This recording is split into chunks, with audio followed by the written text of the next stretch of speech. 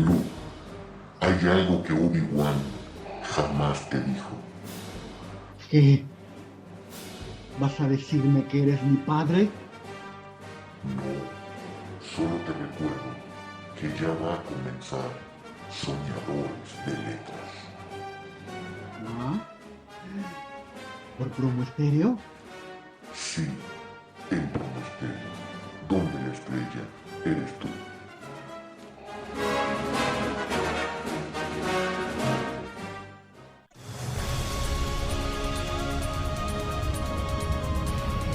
Soñadores de letras.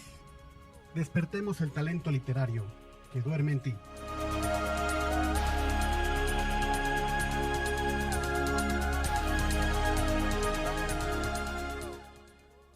La música.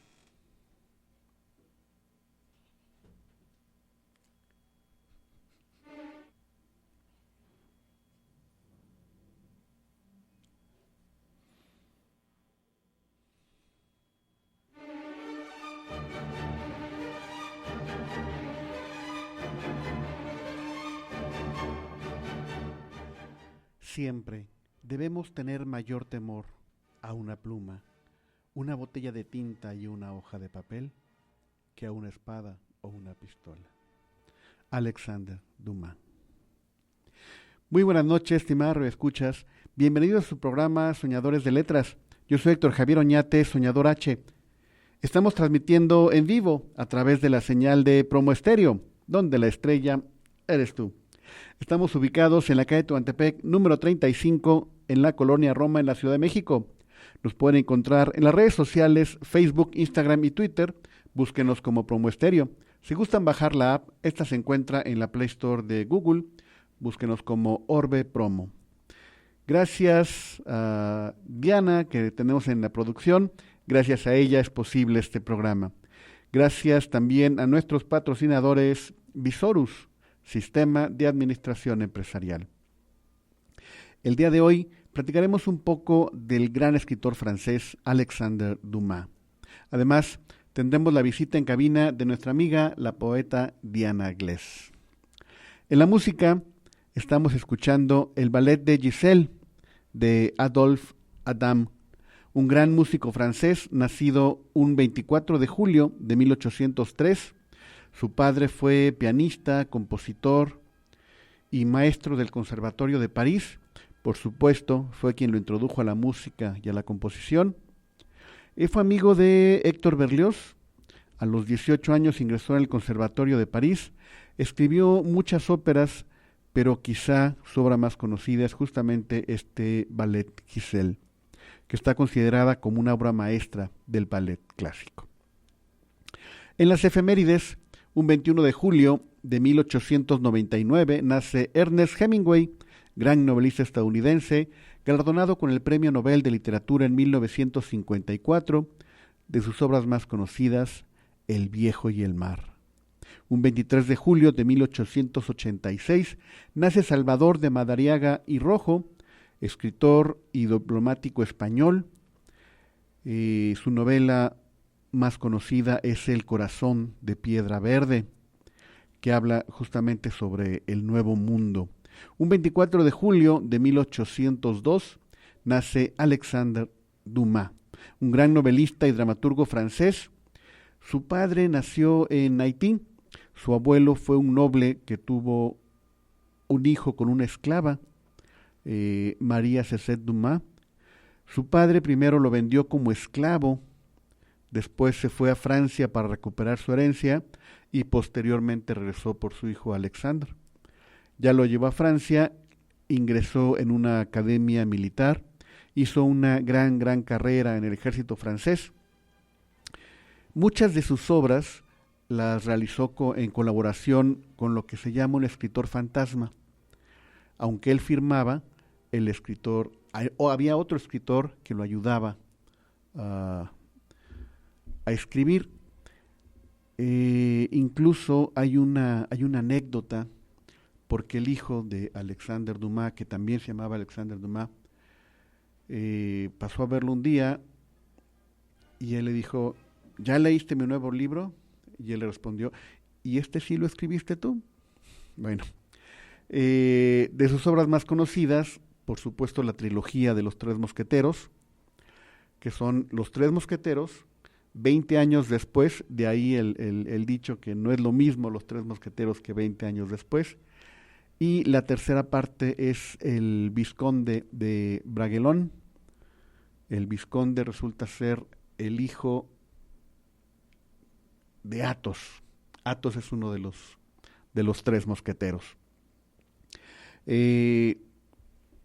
Su obra maestra, bueno, ya es cuestión de opiniones, pero creo que El Conde de Montecristo es de las más grandes que tiene. Tiene otra trilogía que se llama la trilogía napoleónica. Son 3 novelas: Los blancos y los azules, Los compañeros de Geyú y El caballero Héctor de Saint-Hermine. Un gran escritor. Ahora sí que en mis tiempos de juventud era un clásico. Prácticamente todos los jóvenes lo teníamos como obligación leerlo, ¿no? Pero bueno, hoy en día ya ya son muchísimas las opciones de lectura para jóvenes y pues bueno, yo lo sigo recomendando. Yo viví muchas aventuras con los libros de Alexander Dumas.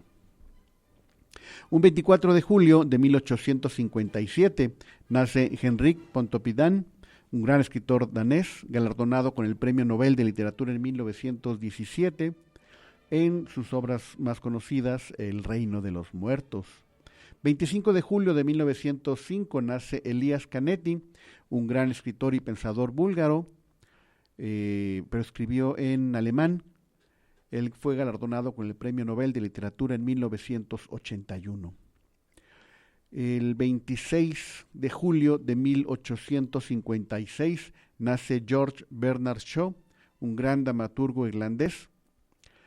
Es la única persona que ha ganado el Premio Nobel de Literatura, lo hizo en 1925, y también ganó un Oscar en la Academia de Cine estadounidense por el mejor guión. Su obra más conocida, por supuesto, El Pigmalión, de 1938. Un 26 de julio de 1875 nace Antonio Machado, gran poeta español, de los miembros más importantes de la llamada generación del 98, de sus obras más conocidas, Soledades. 26 de julio de 1894 nace Aldous Huxley, un gran novelista, de sus obras más conocidas, Un mundo feliz. 26 de julio de 1926 nace Ana María Matute, una gran novelista española. Escribió tanto obras para adultos como para niños. De sus obras más conocidas, Olvidado Rey Gudú. Y un 27 de julio de 1824 nace Alexander Dumas, pero el hijo, también un gran escritor francés. Su obra más conocida, La dama de las camelias. Y pues estamos en compañía de la gran poeta Diana Glés. Muy buenas noches, Diana. Un gusto y un honor que estés en el programa. Gracias por estar aquí. Pues muchas gracias por la invitación. Buenas noches a todos los que nos están escuchando justo ahora. Y pues bueno, es un gusto estar aquí para hablar de la poesía, de mis obras y por supuesto de un montón de cosas más, ¿no? Para incentivar la escritura, que creo que es un punto importante. Sí, claro. Bueno, el primer punto que me gustaría aclarar: ¿por qué eres poeta? ¿Por qué no debemos o no deberíamos llamar a una mujer poetisa? Ok, primero, ¿por qué soy poeta? Creo que eso es remontarme desde mi infancia, ¿no? Pero bueno, contestando esto último, que incluso tuvimos como una pequeña charla, ¿no? Antes de... supongo que muchas personas sí lo saben, a lo mejor algunos no, y precisamente por eso tienen que abrir este tipo de espacios, ¿no? Para hablar de este tipo de temas. Entonces, lo que le comentaba, ¿no? Que la verdad no recuerdo exactamente el año o cómo fue, pero por ahí recuerdo que leí un texto donde me parece que desde un punto feminista, cuando empezó como esta ola de poetas, mujeres, que ahorita voy a mencionar por qué no sé decir poetisas, pues digamos que también hubo una ola de hombres, ¿no? Que de repente, como había, digamos, más fama por parte de las mujeres, los hombres quisieron minimizar. Entonces dijeron, ¿cómo podemos llamar a las poetas para que se sientan un poco menos, ¿no? Entonces, digamos que empezaron a llamarlas poetisas. Entonces, con el tiempo, obviamente, eso también se fue como haciendo una costumbre hasta nuestros tiempos, porque todavía de repente, ¿no? Se llega a escuchar como poetisas. A mí me han dicho, y yo sé que a veces no es con una mala intención, pero creo la importancia, ¿no? De saber, digamos, nuestra historia, ¿no? Claro. Para no repetirla o para no causar como este tipo de problemas que a veces lo hacemos sin ninguna intención. Entonces, más que nada, creo que es por eso, exactamente por eso, porque quisieron minimizar, entonces dijeron, ¿cómo? Pues poetisas, ¿no? Claro, todavía domina el machismo en el mundo, ¿no? Sí. Sí ha avanzado mucho el respeto y el valorar a la mujer, sin embargo todavía vivimos en una cultura machista. Mi generación, a mí me lo dijeron literalmente, el hombre es superior a la mujer, y me costó mucho trabajo entender que eso era una tontería, una verdadera tontería. Pero bueno, muchas cosas nos dicen de niños, Sí. pero cuando somos mayores de edad ya somos responsables de no repetir las tonterías que nos puedan decir de niños, ¿no? Sí, exactamente, es un aprender constante y un deconstruirnos que a veces no es fácil porque pues aprendemos muchas cosas de manera hasta inconsciente, ¿no? Pero creo que el hecho de crecer es también cuestionarnos un montón de cosas, cuestionarnos todo, y creo que la poesía también hace eso, porque también es revolucionaria. Claro, mencionaste una palabra, la deconstrucción, que otra vez rezo a mi generación, no conocíamos esa palabra. A mí en lo personal me ha costado mucho entenderla, aunque sé que la he usado, pero no es sencillo. No es sencillo reconocer que no siempre estás viviendo de forma correcta. Sí. Descubrir que vives en el error no es fácil. No es fácil aceptarlo y no es fácil cambiarlo. Claro. Sí, creo que para todos, ¿no? Incluso aquí hablando como de generaciones, obviamente yo soy de otra generación, incluso mis padres quizás son de otra generación, pero precisamente es esto, como ir aprendiendo hasta palabras, ¿no? Para saber cómo la importancia de la palabra, ¿no? Que justo es eso, de esta deconstrucción constante en la que, por ejemplo, al menos yo sí puedo decir que hay cosas que cuestan, porque claro, no nacemos como aprendiendo, pero a lo largo de nuestra vida, como usted dice, a lo mejor hasta incluso mis padres se pudieron haber llegado a equivocar en algo que me enseñaron, pero yo pues fue como, me voy a cuestionar esto realmente está bien, esto realmente me gusta, me incomoda, me hace ser una buena persona. Entonces creo que eso ya es como cuestión de cada uno, ¿no? De como seres individuales. Y además es una cuestión de responsabilidad. Sí, también. O sea, a mí me educaron para algo, pero ¿eso está bien o está mal? Y no se trata de juzgar, se trata de crecer como persona. Sí, exactamente. Creo que no desde un punto de juzgarnos, sino abrazarnos, porque creo que todos como seres humanos pues estamos en constante, digamos, enfrentándonos al error, ¿no? Todos los días incluso. Entonces, ser cuidadosos también, ser empáticos más que nada. Creo que la empatía es algo que también plasmo mucho en mis libros y creo que se ha notado. Por ahí mencionando, me han hablado unos 2 o 3 psicólogos que incluso recomiendan mi segundo libro porque ven como mucha esa empatía, ¿no? Yo lo hice sin ningún afán, pero creo que a lo mejor algo que yo reflejé ahí se nota eso, ¿no? Y de cómo podemos elucubrar las emociones y de cómo también nos podemos relacionar con los demás para cosas que a lo mejor no nos gustan, porque obviamente somos, como seres humanos, experimentamos un montón de emociones, ¿no? Y eso es el enojo o el rechazo, para nosotros mismos o para los demás. Entonces, ¿tú crees que escribir poesía puede ser, bueno, no puede, por supuesto que es terapéutico, ¿no? Sí, creo que a veces yo hasta lo hago de manera inconsciente, ¿no? Digo, yo voy al psicólogo y a veces mi psicóloga me dice, a ti lo que te ayuda es de que escribes, entonces por eso te entiendes. A lo mejor no lo haces con este afán de, mi diario o algo así, no, o sea, escribo poemas, pero sí, creo que eso es algo muy nutritivo y que deben de hacer todas las personas, ¿no? Escribir. Si no es para publicar un libro, para nosotros mismos, ¿no? Creo que eso sí es bien terapéutico, pero en mi caso, por ejemplo, de mis libros, la verdad se siente así, porque creo que hasta con unas colegas he hablado de esto. Por ahí hay una escritora que se llama Paola Moreno, por ahí escribe mucho acerca del desamor, entonces para ella fue terapéutico, ¿no? O sea, sí dijo, yo cuando ya saqué el libro y escribí esto, fue terapéutico. Entonces, a lo mejor para mí en algunas dolencias también cuando lo escribes, cuando lo ves ya como de esta forma tangible, cuando lo sacas, sí se siente terapéutico, aunque obviamente no lo hacemos con este afán, porque jamás vamos a ser psicólogas, ¿no? Obviamente es una rama totalmente diferente y existen libros que es para eso. Y por ejemplo, los libros de autoayuda también es un tema totalmente diferente, pero la poesía, por supuesto, que salva, porque por eso queremos encontrar alguna frase a veces, ¿no? Como para decir, esto me hace sentir muy identificado, muy identificada, porque yo no sé cómo decirlo. Me ha pasado muchas veces que algunos lectores me dicen, es que tú le pones palabras a lo que siento, pero yo no sabía cómo decirlo, ¿no? O incluso la poesía hace como más tangible ese sentimiento o esa emoción. Siento que es algo así. Es como, y para mí, por ejemplo, la poesía es como esa distancia entre el alma y el papel. O sea, yo como que puedo decir que la poesía es la distancia entre el alma y el papel. Entonces, ¿qué cabe en esa distancia? Pues un montón, una infinidad de cosas, ¿no? Qué interesante, qué interesante. Déjame hacer un pequeño paréntesis. Sí. Porque mencionaste libros de autoayuda. Aquí nunca vamos a juzgar libros buenos, libros malos, pero yo tengo un trauma muy reciente. El primer libro que escribí, Luces en la montaña, es un conjunto de historias, cuentos, algunos poemas. Y en Amazon lo catalogaron como libro de autoayuda. Okay.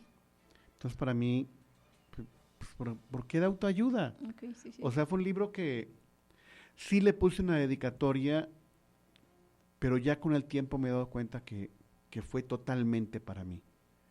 Como eso que dices que hay que escribir para uno mismo. Sí. Y ¿cómo descubrir para quién escribes? ¿O eso lo descubres hasta después de que terminaste muchos poemas? Es una buena pregunta porque creo que cuando escribo, y no es de una forma egoísta, ¿no? Creo que al final he tenido esta conversación igual con otros colegas, en este caso con un amigo que se llama Ever, que es peruano, y recuerdo que me hizo una clase de entrevista, ¿no? Entonces me preguntó algo así, ¿no? Que por qué escribía o algo así, ¿no? Algo así.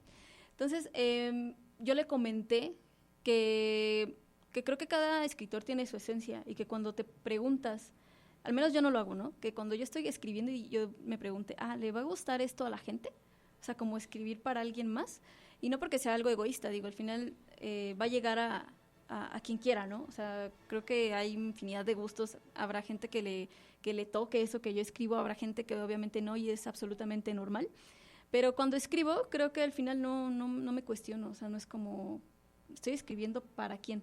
Escribo porque me gusta, porque me hace sentir libre, ¿no? Porque es algo que he hecho toda mi vida, entonces creo que para mí es eso. ¿Tú crees que un lector escoge libros o los libros son los que escogen al lector?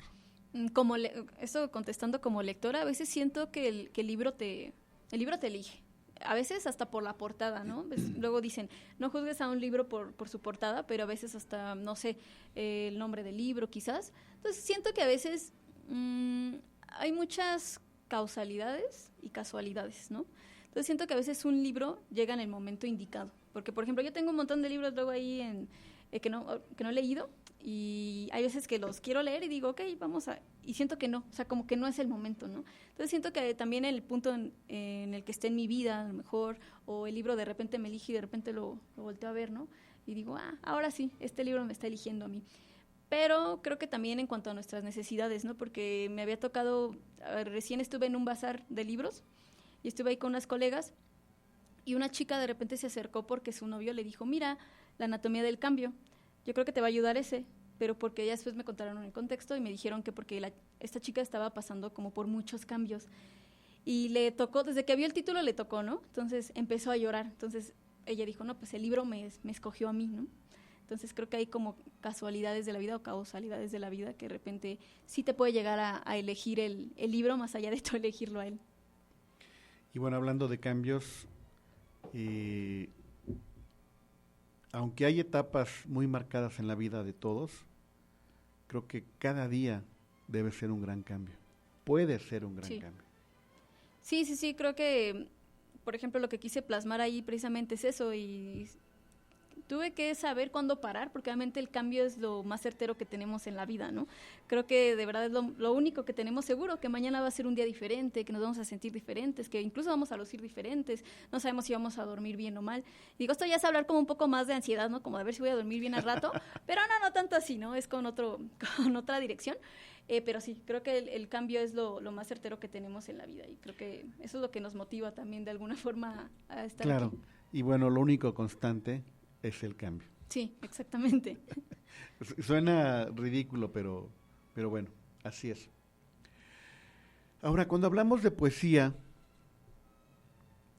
mucha gente, incluso yo muchísimas veces, poesía, pues va a ser de amor, va a ser de amor, desamor, tristeza, muchos sentimientos, pero hay poesías que narran historias.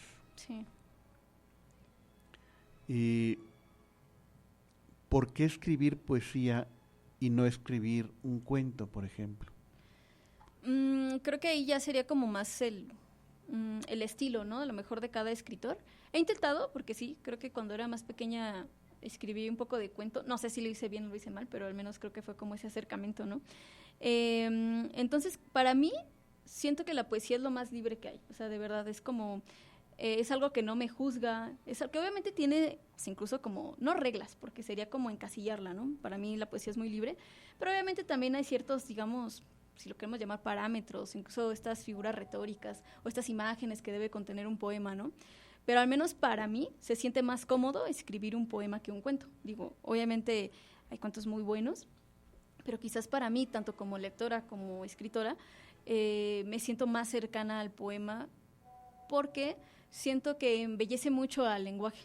Y creo que a veces lo que buscamos es eso, ¿no? Como no algo banal, porque cualquiera puede decir, oye, me rompieron el corazón, o me siento triste, o algo así, pero lo que hace la poesía, pues es usar precisamente, embellecer el lenguaje con estas figuras retóricas y de repente decir, o sea, sí estoy diciendo que estoy triste, pero no te lo estoy diciendo directamente. Estoy usando como a lo mejor hasta un juego de palabras, o te estoy dando una imagen diferente para que tú lo sientas más. Es como algo que toca lo intangible, o sea, para mí siento que es eso. Y muchas veces el lector puede identificarse o no, Sí, sí, sí. pero ya depende de que toque ciertas fibras Uh-huh. que el lector puede estar sintiendo, ¿no? Sí, exactamente.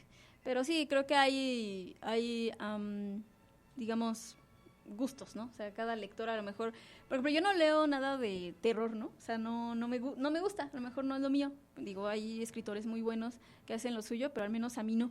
Y hay gente que se maravilla, ¿no? Con ese tipo de libros, hasta incluso en poemas, ¿no? Hay cuentos muy cortitos o relatos muy cortos que de repente dan un giro inesperado cuando son cosas como de terror, que sí he leído y me han enseñado y de repente digo, o sea, qué habilidad para escribir.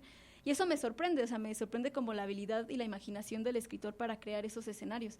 Pero en mi caso, digo, no me cierro, ¿no? En algún punto quiero escribir incluso una novela y a lo mejor de otros temas que no he tocado, pero creo que esa habilidad del escritor es admirable como para crear lo inimaginable incluso.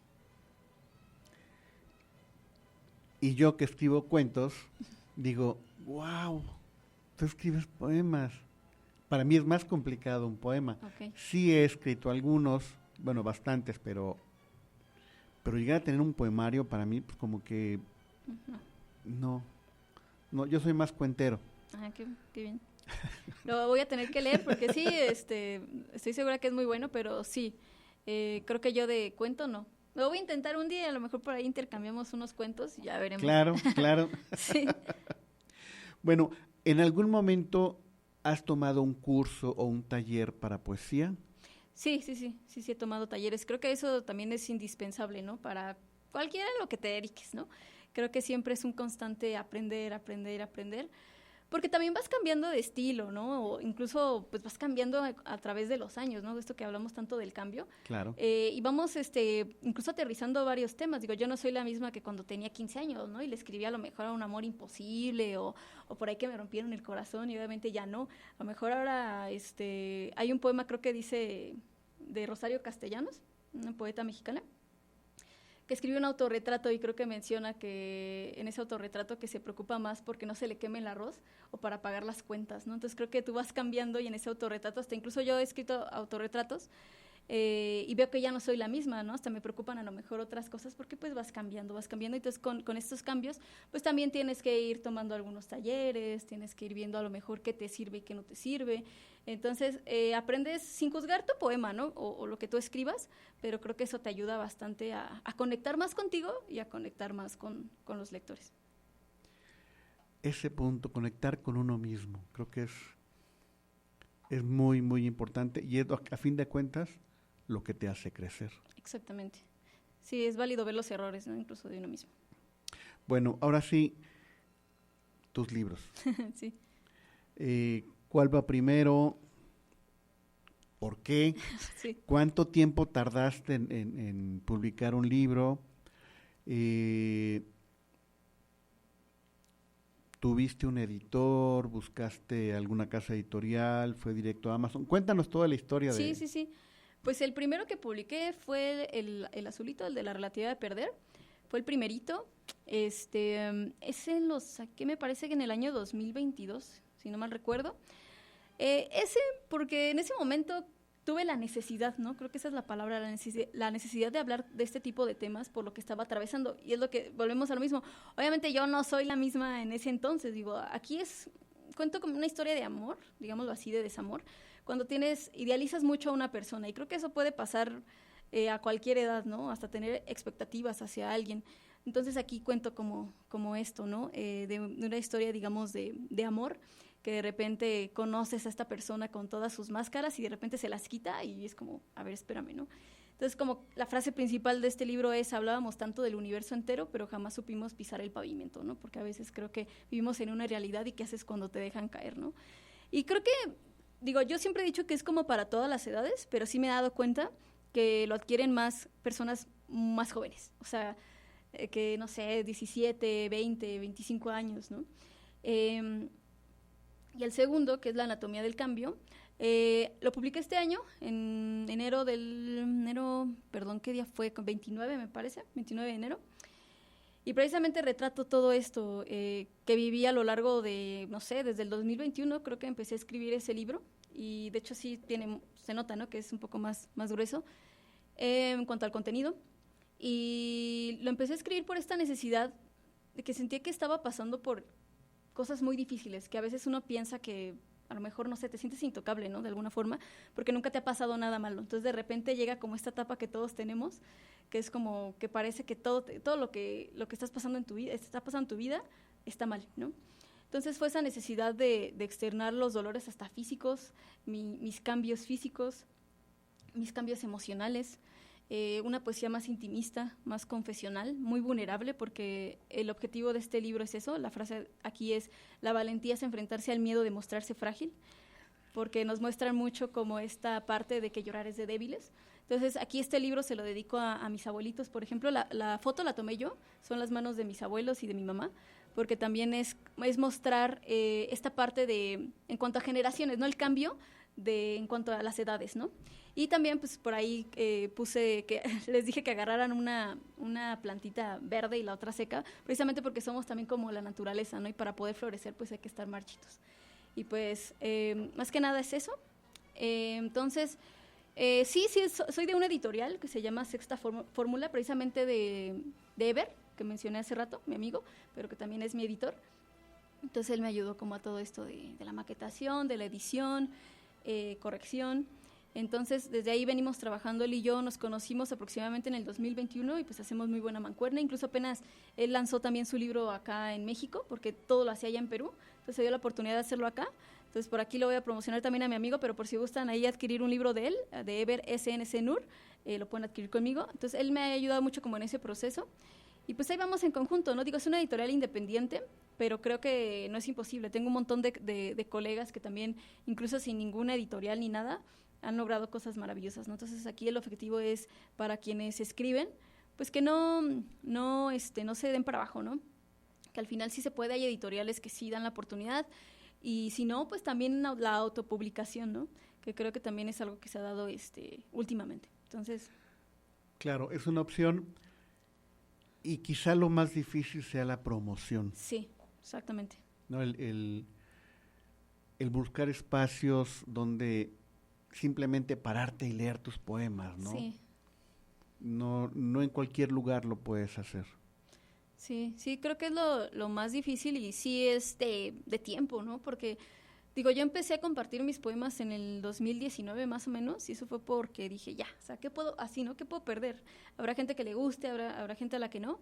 Y desde ahí, ¿no? Empecé a publicar hasta que tuve como este sueño, ¿no? De publicar un libro. Por ahí participé en algunos concursos literarios, algunas menciones honoríficas, algunas revistas, ¿no? Pero yo quería algo, dije, no, o sea, yo quiero el libro. Eso fue como que me incentivó mucho. Entonces, un consejo para quienes escriben es que sí, que empiecen a participar en este tipo de concursos, que hay revistas donde también te pueden dar espacios, hasta que llegue como esto, ¿no? Porque me rechazaron, incluso obviamente creo que cuando se cierran puertas se abren otras, o tú creas Claro. también tus propias oportunidades. Entonces, creo que agradezco hasta cuando me rechazaron, porque eso me motivó y hasta incluso para ver en qué estaba fallando, ¿no? Porque hablamos otra vez del error y es como creo que eso te da una retroalimentación como de ¿por qué me rechazaron? ¿O por qué no gané? Entonces, creo que eso te ayuda mucho para tu crecimiento personal. Y fíjate que ahorita yo estoy participando en una antología y me parece extremadamente rico, una gran riqueza, el compartir con otros escritores el espacio. Sí. Y sí, a la larga, pues voy a juntar todos mis cuentos y volver a ponerlos en otro libro, pero sí, de repente uno por aquí, otro por allá, me parece, a mí en lo personal me está gustando, Uh-huh. pero ahora que tú lo dices, pues con mayor razón, ¿no? Sí, creo que sí. Siempre hay que estar como ahí buscando las oportunidades, hacer y deshacer, ¿no? Porque creo que también Sí. de eso se trata.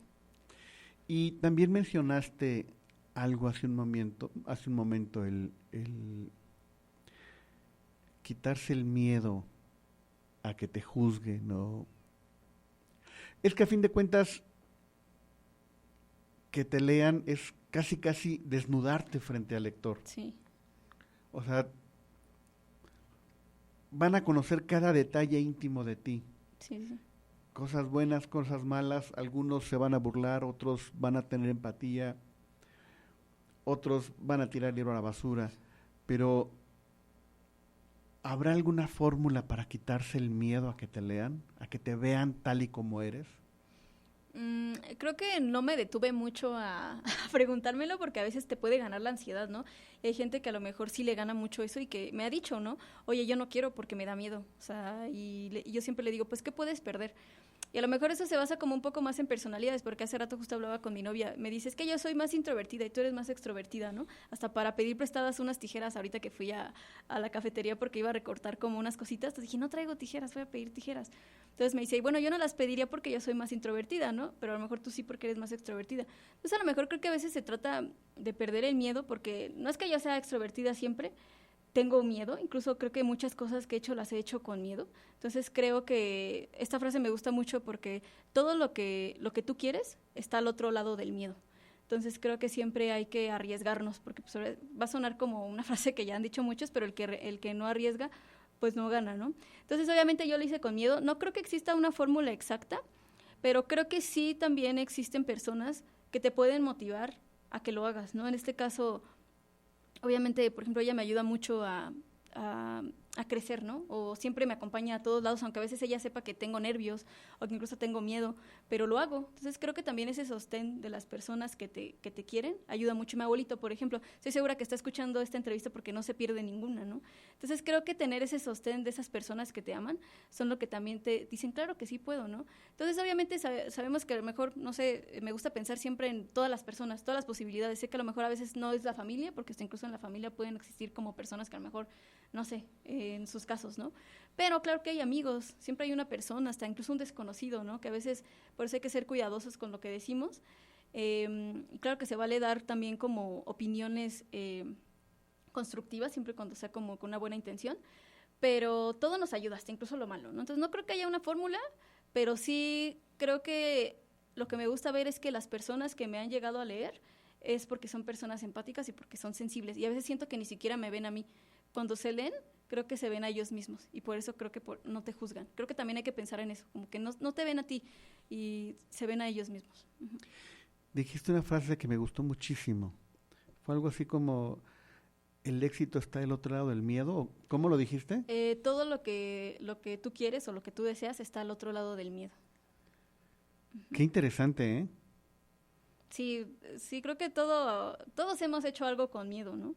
Creo que a todos nos ha pasado y hemos tenido mucho miedo. Por ejemplo, en ese libro hablo de situaciones en donde digo que los miedos se nombran hasta ahuyentarlos, porque a veces creo que hasta nos da miedo nombrar qué es eso, o sea, qué miedo es esto, ¿no? Tengo miedo al cambio, tengo miedo no sé. Por ejemplo, yo le tengo mucho miedo a la muerte y tuve que escribir acerca de la muerte, o sea, para realmente enfrentarme con ese tema y decir, pues tengo miedo. Entonces creo que hay veces que si te da miedo, por ejemplo, no sé, ser muy vulnerable porque lo que escribes a lo mejor es algo muy vulnerable, perdón la redundancia, pues creo que hay que nombrar eso, ¿no? Es como, ok, le tengo miedo para poder entenderte. Y pues el consejo que les doy es eso, piensen en que cuando alguien los lee, quizás no los están leyendo a ustedes, están leyendo a ellos mismos. Uh-huh. Claro. Y además escribir es como abrazarte a ti mismo, ¿no? Algo así dijiste también. Sí, también se siente como un abrazo a uno mismo. Más creo que cuando uno pasa por situaciones muy tristes, es por eso es terapéutico, ¿no? De alguna manera, abrazar esas heridas, y creo que por eso me gusta la poesía, porque también puede retratar cosas que son muy crudas o incluso feas, pero que aún así se sienten como un abrazo, porque a veces necesitamos leer eso, o sea, que te den justo en la herida para decir, claro, mira, aquí justo aquí, mira, es donde me duele, ¿no? Entonces eso es lo que me gusta de la poesía. Yo tampoco soy psicólogo, pero siempre he dicho que todos necesitamos terapia. O sea, sí, nadie es tan sano como para no tener heridas. Y a fin de cuentas, no necesitas estar mal para tener terapia. Sí. Siempre sí, puedes estar mejor. Exactamente. Y si la escritura es una terapia, pues qué mejor manera. Sí, y necesitamos del arte, porque yo creo que también, o sea, como que todo va en conjunto, ¿no? Es la psicología y a lo mejor el arte, porque a lo mejor a muchos no les gusta leer, o a lo mejor no conectan tanto con la literatura, pero a lo mejor con la pintura, con la música, con un montón de artes que al final terminan conectando hasta con lo poético, ¿no? Que es la vida. Entonces creo que también por eso ¿por qué leemos, no? ¿Por qué algunos pintan? ¿Por qué nos duele una canción, no? Incluso creo que por eso también necesitamos sentirnos entendidos. Sí, ya lo he dicho aquí, de mis películas favoritas es La Sociedad de los Poetas Muertos. Ah, muy buena. Y algo que dice el maestro es, escribimos poesía porque somos humanos, somos miembros de la raza humana. Sí. Y sentimos, y amamos, y tenemos miedo, sí, y somos débiles, pero también somos fuertes. Creo que de esa debilidad a veces viene como la fortaleza. Es como la frase que le dije, ¿no? De la valentía es enfrentarse al miedo de mostrarse frágil, porque precisamente a veces esa misma... Es que creo que vivimos a veces en un mundo, ¿no? De que estamos más acostumbrados a que alguien grite o que incluso una forma de expresarse pues, más agresiva, ¿no? Entonces de repente creo que llega esta poesía para decir, oye, también somos valientes los que sentimos mucho o los que somos vulnerables. Y yo creo que mucha gente de mi generación va a pensar que eso es rebeldía, pero creo que esa rebeldía es necesaria. A nosotros nos enseñaron lo que diga tu mayor, eso. Lo tienes que hacer. Y hoy en día los jóvenes dicen, ¿por qué? ¿No? O sea, es una rebeldía, no es ser rebelde por ser rebelde, ¿por qué tengo que hacer lo que tú dices? Uh-huh. Y tampoco es un convénceme, es un simplemente yo tengo que descubrirlo. Uh-huh. Por más que me digas que me voy a caer, si yo no me caigo no voy a aprender. Entonces hay que permitirse caer también. Sí, creo que eso es muy válido. Sí, creo que esta rebeldía que usted menciona, pues sí, de repente es necesaria para uno mismo y para con los demás, ¿no? Hasta incluso con mis papás. Un saludo a mi mamá y a mi papá, que yo creo que por ahí muchos saludos han de estar escuchando. Pero sí, creo que es necesario ser rebelde y hasta incluso, ¿no? O sea, menciono que en mis libros, pues también la poesía también es rebeldía. De alguna forma yo con esto mostrando esta vulnerabilidad que para otros es como no, porque a mí me dijeron que llorar era de débiles. No puede llegar alguien y decirme, no, yo no lloro porque me dijeron que eso es de débiles. ¿Los hombres no podemos llorar? Ajá, exacto, es como, pero ¿qué cree? Por ejemplo, mi abuelito es la persona que me enseñó a llorar sin miedo. Y eso que él viene también de otra generación, digo, él ya tiene, me parece que 71 años, 72, si no me mal recuerdo. Es de otra generación. Y sí, creo que vivimos en esta sociedad en la que se juzga más al hombre cuando llora, ¿no? Porque es como de, oye, pues es que llorar, ¿cómo vas a llorar, no? Si eres hombre. Pero creo que esta misma deconstrucción es lo que nos ayuda también a acercarnos a nosotros mismos. Y en este caso, yo siempre fui alguien muy sensible, pero otra vez en esta deconstrucción que yo tuve desde niña, en algún punto alguien me dijo, no llores, porque eso es de débiles. Y yo me lo creí, ¿no? Desde que tenía como unos 4 o 5 años. Y yo siempre fui una niña como muy sensible, como que muy expresiva, pero alguien me dijo eso y me volví como muy callada y, no sé, me guardé muchas lágrimas, ¿no? Entonces, como que este libro también es como una liberación a esa niña que a lo mejor alguien le dijo en ese momento, que obviamente tampoco le culpo, pero de repente llega mi abuelito y entiende esa vulnerabilidad, ¿no? Y conectamos. Entonces, de repente, él y yo cuando empezamos a platicar, él llora hasta porque le digo te quiero, o cuando, por ejemplo, si está escuchando algo de aquí, estoy segura que le va a salir una lagrimita, se va a conmover, y creo que eso es bien importante, y que se empiece a normalizar, ¿no? Con los abuelitos, con los primos, con los tíos, porque eso no tiene nada de débiles, al contrario, ¿no? Yo he aprendido hasta decir te quiero, sin pena, o de, oye, discúlpame si te herí, ¿no? Incluso, porque creo que las palabras tienen un poder muy, muy importante. Entonces, creo que mi abuelito me ha enseñado eso, y más que las palabras, también me ha enseñado como este lenguaje del cuerpo, ¿no? Por eso también las manos, ¿no? En mi libro, porque siento que las manos es ese primer contacto que tenemos ante todo, ante cualquier dificultad, ¿no? Que llegamos a enfrentar en la vida, o cuando desde que nacemos, pues nuestras mamás son las que nos reciben, ¿no? Ese contacto físico. Entonces, creo que sí hay que quitar un poco ese tabú, esa imagen de que los hombres no pueden llorar. Los hombres sí pueden llorar y eso los hace humanos nada más. Claro, no nos hace débiles. Sí, exactamente. ¿En dónde podemos conseguir tus libros? Porque pues ya me urge leerlos. El de la anatomía del cambio, y tanto, ya se me agotó. O sea, si me mandan mensaje o en mi página web ya se me agotó, pero próximamente va a haber más. Entonces, la anatomía del cambio lo pueden encontrar en Amazon y en mi página web en www.dianagles.com, o si me mandan mensaje. Y ahorita solo en Amazon y también está en formato digital. Pero creo que por ahí tengo, unos 3. Para si quieren, ahí por ahí creo que todavía tengo unos 3. Si no, le robo a mi mamá por ahí el que le regalé a ella, que no está firmado. No es cierto, pero Te está oyendo, cuidado, ya lo va a esconder. Sí, no, de hecho creo que es porque le digo que ya no tenía. No, creo que sí está firmado, ni modo, no, sí está firmado.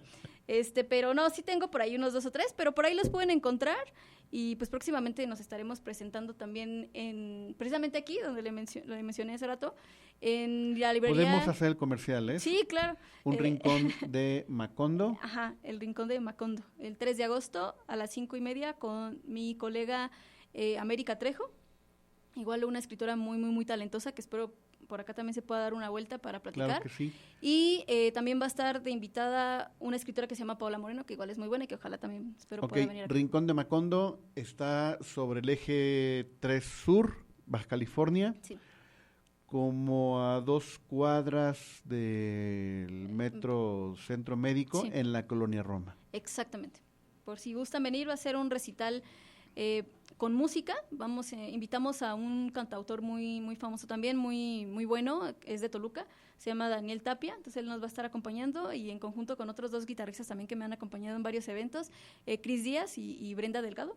Entonces se va a poner muy bueno y vamos a estar, el recital tiene nombre, se llama Crónicas de un amor mal pronosticado, porque vamos a leer ahí poemas, como una historia vamos a estar contando. América y yo escribimos algunos poemas en colaboración, ¿no? Entonces quedaron muy bien, así que no se lo pierdan. Esto es el 3 de agosto. 3 sábado, de agosto, 3 de agosto. Sábado 3 de agosto. Sí. Muy bien. Híjole, Diana, pues de verdad que qué gusto que hayas estado aquí. Y antes de despedirnos, ¿crees que hay alguna manera de motivar, iba a decir a los jóvenes, pero no, a gente de todas las edades a que escriba? Sí, yo creo que obviamente, quizás no todas las personas a lo mejor que escuchan quieren ser escritores, ¿no? Pero a lo mejor leen, o incluso no, a lo mejor llegan a este espacio de casualidad, pero siento que nunca es tarde para escribir si es que tienen esa meta o ese sueño. Si tienen 50, 60, 70 años, escriban, creo que eso, la vida solo es una, siempre digo eso, que a veces no sé qué pensamos, ¿no? Como si tuviéramos otra, pero siempre que yo quiero hacer algo digo, bueno, es que nada más tengo una vida para hacerlo, ¿no? Vamos a hacerlo. Entonces creo que siempre hay que tener eso en mente, de una manera positiva, obviamente. Entonces, si quieren escribir, háganlo por gusto. Como ahorita mencionamos muchos temas como la terapia, también es terapéutico, porque sabemos que a veces también ir al psicólogo puede llegar a ser caro, entonces es una manera de entenderte, o escuchar algún podcast, también creo que hay algunos muy buenos, o escribir, que es muy terapéutico. Y si tienen algún otro tipo de sueño o incluso en otras artes, también es muy válido sin importar la edad, ¿no? Porque siempre nos juzgan por eso y, por ejemplo, yo soy ingeniera bioquímica, pero mira, aquí estoy hablando de esto que me apasiona, que me gusta tanto y que al final me hace feliz. Siempre hay que buscar esa felicidad. Si es algo que les apasiona o que aman o que tienen la curiosidad y a lo mejor se están juzgando además diciendo, es que quizás no soy bueno, háganlo. Nunca van a saber si son buenos o no si no lo intentan. Claro. Pues, Diana, qué gusto haberte tenido aquí. Qué honor que haya estado aquí motivando a la gente para que escriba. De verdad, muchísimas gracias por estar aquí. No, muchísimas gracias a todos en general y por la invitación. La verdad es un honor estar aquí y pues ojalá podamos repetir esto pronto y que también muchos de mis colegas pues también puedan visitar este espacio. Gracias a Eric, nuestro Por productor, supuesto. que fue el que nos dio el contacto. Sí, Eric, muy bueno. Y bueno, pasen la voz, quien quiera participar en este micrófono, quien quiera promover sus libros, su arte, lo que quiera, el micrófono está abierto. Muchísimas gracias. Pues gracias por escucharnos, lo esperamos la próxima semana. No se desconecten, a continuación una emisión más de La Locura Night Show con La Lux. Y para cerrar el programa dejaremos canciones en la voz de Roger Taylor, gran músico y compositor británico. Él nació un 26 de julio de 1949, famoso por ser el baterista de la extraordinaria banda ochentera Queen. Voy a hacer un pequeño paréntesis porque cuando yo era adolescente y quise comprar un disco de Queen, me dijeron, no puedes comprar Queen. ¿Por qué? Porque ese que canta es homosexual. Entonces, lo peor del asunto es que no compré el disco.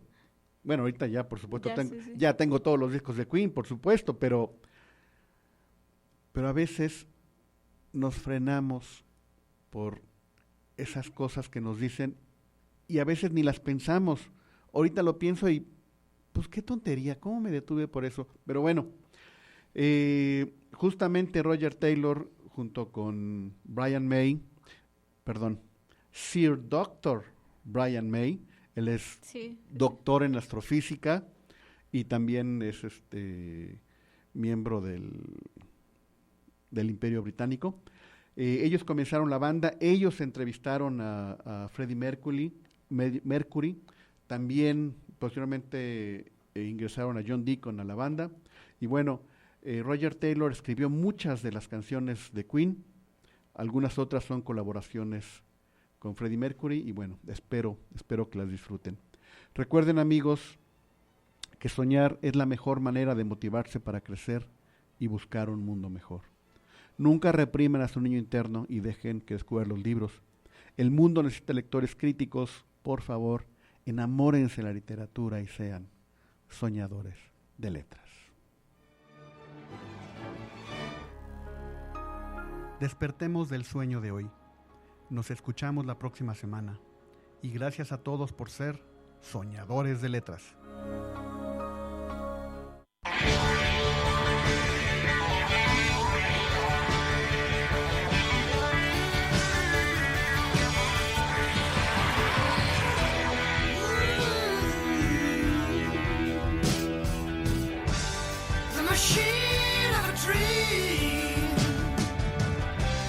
Such a clean machine.